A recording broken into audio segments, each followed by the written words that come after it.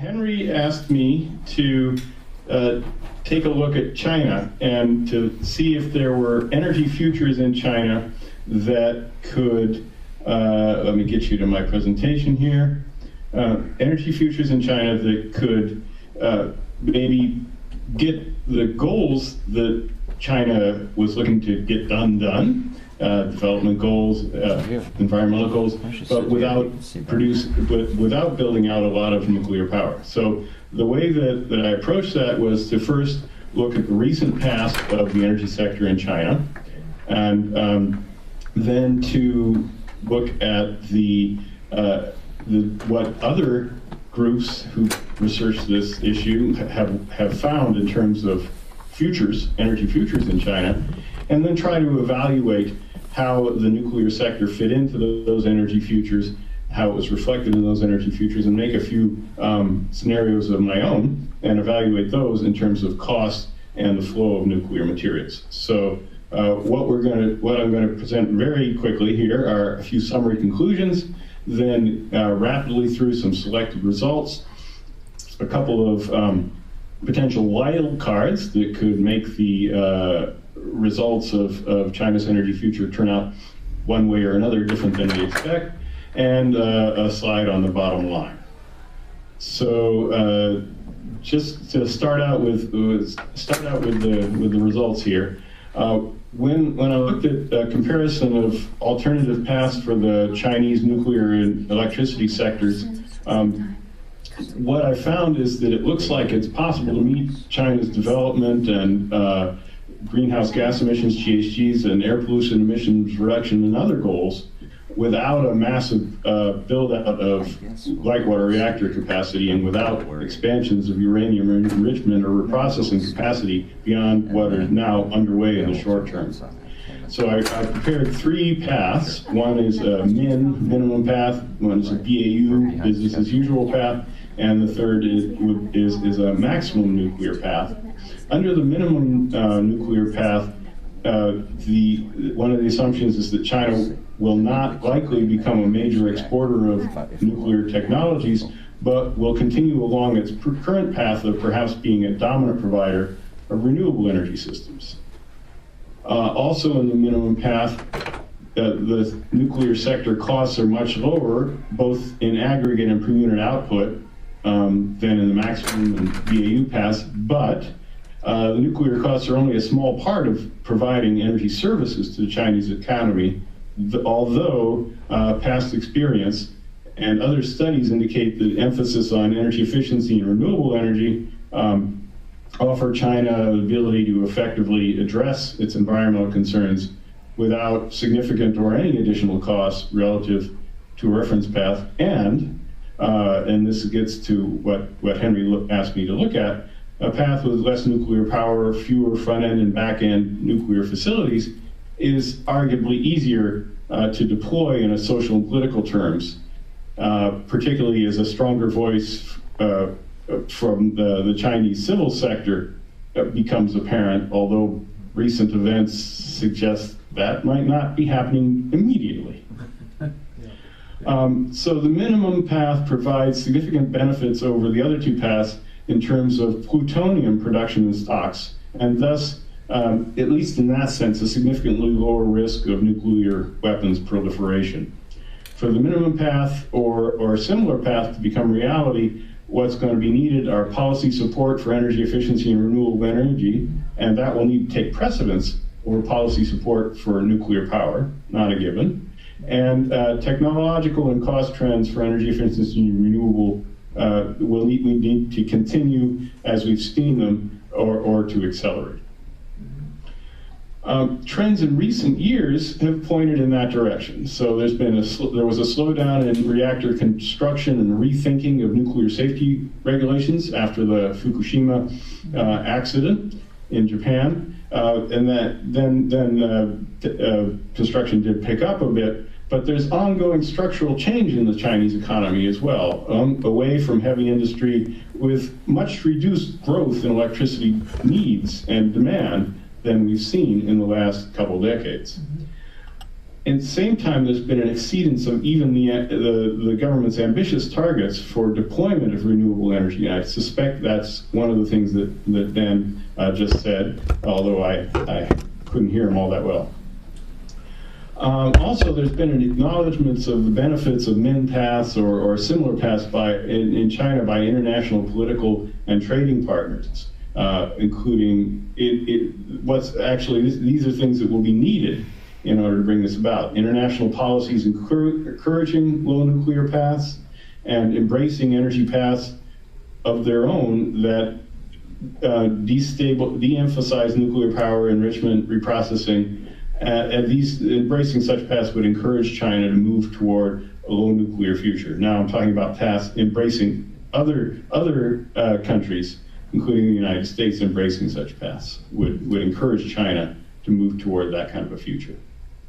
So just a few small results here. First of all, is looking at recent trends, you can see this vast buildup in solar and wind power that I think Dan just talked about in the recent 5 years, 6 years, 7 years. This is one projection of future electricity demand in China, and you see it's definitely flattening from a high growth scenario.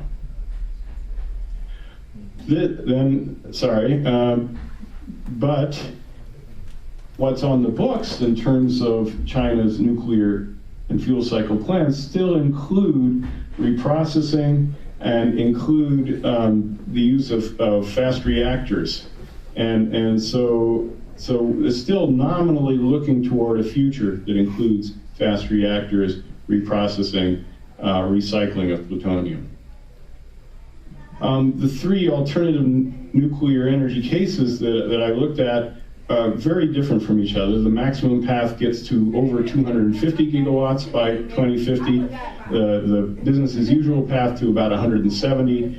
While the minimum path essentially reaches a maximum around 240 at about 90 gigawatts, and then sort of trails off after that as some of these older plants are decommissioned. And what happens in the three paths in terms of plutonium stocks? Well, a lot of plutonium is reprocessed in the maximum BAU paths. But much of it, if you look at the dotted lines down here, much of it is used up in MOX recycling and MOX use in reactors. So that by the time you get to 2050, there's not much of stocks left in this particular model. However, if you look at a case where MOX use, mixed oxide fuel use, is delayed and maybe doesn't get deployed as much as you expect, then you have the potential to build up huge inventories of plutonium. So here we have 300 tons of plutonium, enough for tens of thousands of nuclear weapons. And if a little bit of that goes astray, then it's a problem, and I'm sure you've already talked about that this morning. In terms of costs, nuclear fuel cycle costs in the minimum path are much less. Of course, the minimum path produces much less nuclear power, but this yellow slice is missing, practically missing in the minimum path, and that's reprocessing. So the overall costs of the nuclear fuel cycle, front end and back end, are much lower in the minimum path. And in terms of fossil fuel use, you have higher fossil fuel use in the BAU path than in either of the other two paths. But by the time you get to 2050, you've got lower fossil fuel use in the minimum path than in the maximum path. And remember that you're supplying the same energy services in terms of electricity in all three of these paths. And then if you look at greenhouse gas emissions, the minimum path ends up quite a bit lower even than the maximum nuclear path, and is really getting towards China's greenhouse gas emissions reduction goals. So some wild cards that could affect China's nuclear energy future. First, decisions as to policy on mixed oxide fuel use in LWRs. If China chooses to go for that in a big way, then that will sort of drive reprocessing and other issues. On the other hand, a major accident or attack at a Chinese or possibly any plant elsewhere in the region with the resulting social and political turmoil that probably would happen based on what we saw in Fukushima, and sinking confidence in the nuclear sector, that would drive trends in the other direction. Disruptive technological change, such as really cheap, really efficient solar photovoltaics or inexpensive energy storage, I know Dan touched on this, could be a strong factor in pushing the Chinese economy away from wholesale adoption of nuclear energy. But on the other hand, near-term development of demonstrably safer and less expensive nuclear plants, including small modular reactors, which have been in the thinking of the nuclear industry around the world, could push it in the other direction. Near-term development of effective low-energy carbon capture and storage could keep coal plants working for more years, and natural gas. And then finally, political power shifts in China, which are very hard to predict, advantaging friends of particular groups, such as the nuclear industry, the renewable industry, would also have an effect. So the bottom line is, depending on domestic and to some extent the international policy, China's nuclear future could evolve in a range of different directions with potentially very different outcomes in terms of proliferation potential and plutonium stocks. Effectively addressing the China's environmental problems can likely be done without a massive buildup of nuclear, by leaning on energy efficiency and renewable energy, and energy storage, electricity storage in particular. The probable net costs of scenarios where nuclear plays a smaller role are likely to be negligible relative to business as usual, and social costs of scenarios that put more of an emphasis on renewable technologies and energy efficiency could easily go negative relative to a business as usual case. And further, and this is again echoing what Dan said, recent trends in electricity and coal use and in renewables in the nuclear sector suggest that these prospects for the lower nuclear future are improving even now. So thank you.